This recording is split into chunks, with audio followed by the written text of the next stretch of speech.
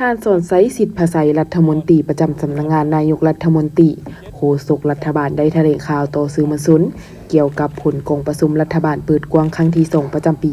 2025โดยเฉพาะบรรดาแผนเวียกจุดซุ้มปี2026ของรัฐบาลกองประชุมได้ชี้นำคะแนนการท้องถิ่นและภาคส่วนที่เกี่ยวข้องเอาใจใส่บรรดาเวียกงานสำคัญดังนี้สำหรับแผนเวียกจุดซุ่มปี 2026 ของรัฐบาลกองประชุมได้ชี้นำคะแนนการท้องถิ่นและภาคส่วนเกี่ยวข้องเอาใจใส่บรรดาเวียกสำคัญดังนี้ 1. สุ่มใส่ปฏิบัติ7ทิศทางรวมบรรดาคาดหมายและ6เป้าหมายที่ได้กำหนดไว้ในแผนพัฒนาเศรษฐกิจสังคมแห่งชาติ5ปีครั้งที่ 10 2026-2030 โดยเฉพาะให้เศรษฐกิจขยายตัวเฉลี่ย 6% ต่อปีขึ้นไปรายรับเฉลี่ยต่อหัวคนให้ได้ 3,100 ดอลลาร์สหรัฐรวมยอดรายได้แห่งชาติ GNI ต่อหัวคนให้ได้ 2,900 ดอลลาร์สหรัฐในปี 2030 2. สืบต่อสุ่มใส่รับประกันเสถียรภาพทางด้านการเมืองให้นักแน่นสังคมมีความสงบและเป็นระเบียบเรียบร้อยโดยเอาใจใส่จัดตั้งปฏิบัติแผนเวียกงานป้องกันชาติป้องกันความสงบการสร้างรากฐานการเมืองพัฒนาชนบทแก้ไขความทุกข์ยากของประชาชนติดพันกับเวียกงานสามสากพร้อมทั้งสุ่มใส่สกัดกั้นและแก้ไขปรากฏการณ์หย่อท่อต่างๆ 3. สืบต่อประสานสมทบกับสภาแห่งชาติเพื่อกะเกียมเลือกตั้งสมาชิกสภาแห่งชาติสุดที่10และสมาชิกสภาประชาชนนครหลวงเวียงจันทน์และแขวงสุดที่5กะเกียมสร้างแผนดำเนินงานสร้างระเบียบการและกลไกการเฮ็ดเวียกของรัฐบาลสุดที่10กะเกียมรายงานต่อกองประชุมครั้งปฐมฤกษ์ของสภาแห่งชาติสุดที่10 4. สืบต่อติดตามสุกยู่กวดกาการสร้างเศรษฐกิจเอกราชเป็นเจ้าตนเองในระยะใหม่ให้แข็งแรงและเป็นรูปธรรมหลายขึ้น 5. สืบต่อจัดตั้งปฏิบัติบรรดามาตรการแก้ไขความยุ่งยากทางด้านเศรษฐกิจการเงินตามแผนเวียกของคณะ19เป็นต้นแม่นสืบต่อสุกยู่และส่งเสริมการผลิตภายในเพื่อทดแทนการนำเข้าการคุ้มครองราคาสินค้าสู่ชนเก็บรายรับงบประมาณแห่งรัฐปี 2026 ให้บรรลุให้ได้ 20% ของ GDP ตามทิศสอจ.ด้านการหัวไหลทางด้านงบประมาณเร่งแก้ไขหนี้สินสาธารณะให้ลดลงปฏิบัติรายจ่ายงบประมาณบนจิตใจประหยัดสืบต่อคุ้มครองอัตราเงินเฟ้ออัตราแลกเปลี่ยนให้มีเสถียรภาพปฏิบัตินโยบายต่างๆยกสูงคุณค่าของเงินกีบสร้างกลไกนำใช้สกุลเงินท้องถิ่นเข้าในการชำระสินค้าและบริการอยู่สปป.ลาวกับบรรดาประเทศอ้อมข้างและประเทศคู่ค้าแบบ2ฝ่าย 6. สืบต่อสุ่มใส่บรรดาโครงการพลังงานไฟฟ้าสะอาดและพลังงานไฟฟ้าทางเลือกยู่แหงการพัฒนาและลงทุนก่อสร้างสายส่งไฟฟ้า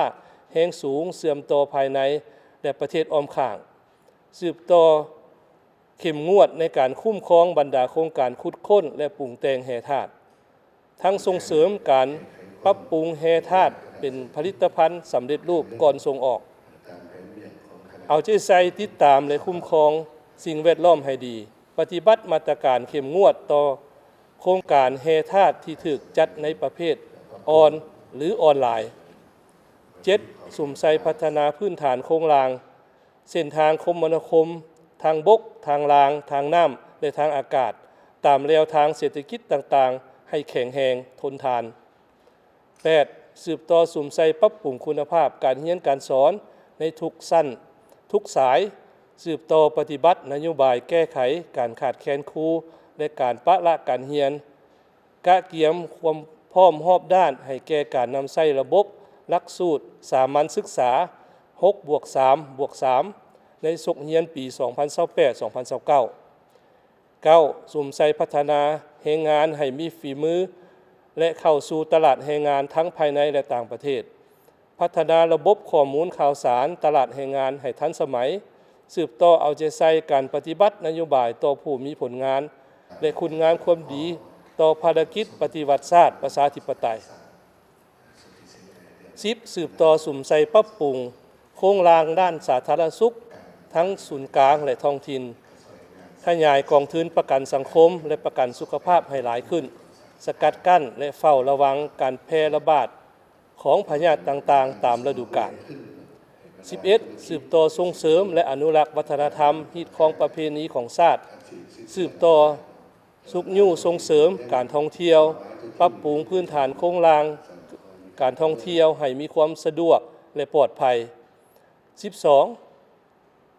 สืบต่อสุมไซพัฒนาชนบทและแก้ไขความทุกข์ยากอยู่บรรดา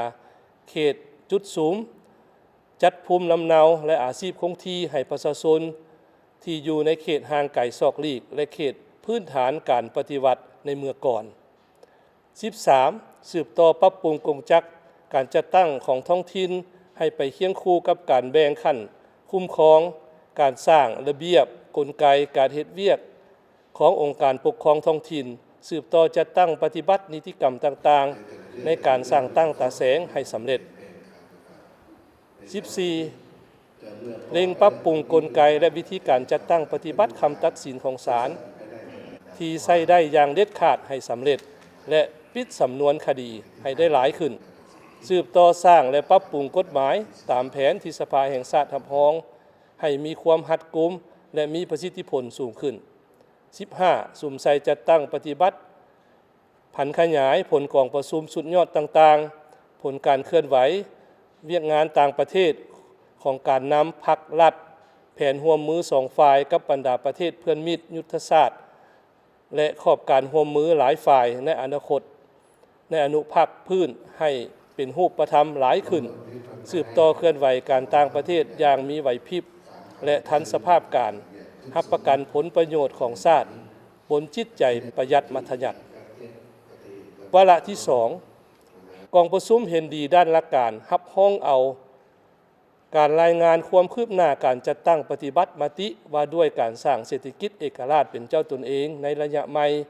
และห่างมติว่าด้วยการแบ่งความรับผิดชอบในการจัดตั้งปฏิบัติว่าด้วยการสร้างเศรษฐกิจเอกราชเป็นเจ้าตนเองในระยะใหม่ฉบับปรับปรุงวาระที่ 3 กองประชุมเห็นดีด้านหลักการรับห้องเอาห้างดำรัสว่าด้วยการกำหนดหน้าเวียกและการแบ่งความรับผิดชอบในการจัดตั้งปฏิบัติแผนพัฒนาเศรษฐกิจสังคมแห่งชาติแผนงบประมาณแห่งรัฐและแผนเงินตราประจำปี 2026 และแผนการแก้ไขผลการกวดกากวดสอบวาระที่ 4 กองประชุมเห็นดีด้านหลักการรับห้องเอาการรายงานบรรดาโครงการที่สำคัญจำนวนหนึ่งคือการออกแบบการก่อสร้างระดมทุนและการดำเนินกิจการโครงการทางรถไฟลาวเวียดนามช่วงที่ 1แต่หัวเมืองทาแขกแขวงขมวนหามูเกียชายแดนลาวเวียดนามระยะทาง147 กิโลเมตรในรูปแบบก่อสร้าง